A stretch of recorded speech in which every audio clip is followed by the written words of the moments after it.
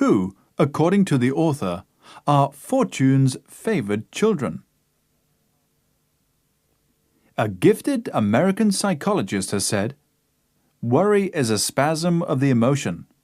The mind catches hold of something and will not let it go." It is useless to argue with the mind in this condition. The stronger the will, the more futile the task.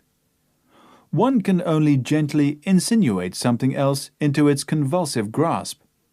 And if this something else is rightly chosen, if it is really attended by the illumination of another field of interest, gradually and often quite swiftly, the old undue grip relaxes and the process of recuperation and repair begins. The cultivation of a hobby and new forms of interest is therefore a policy of the first importance to a public man. But this is not a business that can be undertaken in a day or swiftly improvised by a mere command of the will. The growth of alternative mental interests is a long process. The seeds must be carefully chosen. They must fall on good ground. They must be sedulously tended if the vivifying fruits are to be at hand when needed. To be really happy and really safe, one ought to have at least 2 or 3 hobbies, and they must all be real. It is no use starting late in life to say, "I will take an interest in this or that." Such an attempt only aggravates the strain of mental effort. A man may acquire great knowledge of topics unconnected with his daily work, and yet get hardly any benefit or relief. It is no use doing what you like. You have got to like what you do.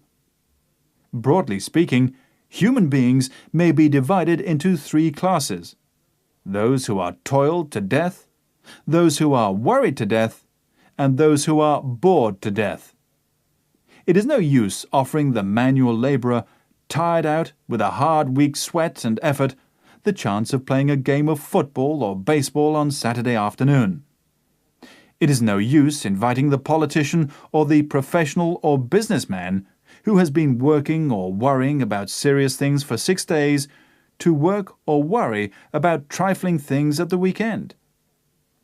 As for the unfortunate people who can command everything they want, who can gratify every caprice and lay their hands on almost every object of desire, for them a new pleasure, a new excitement is only an additional satiation.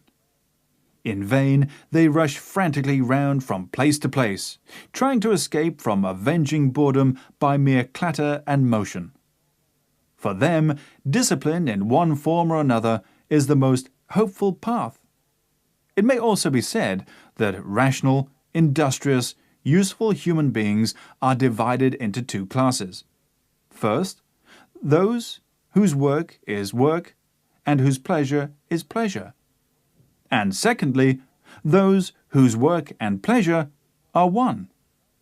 Of these, the former are the majority. They have their compensations.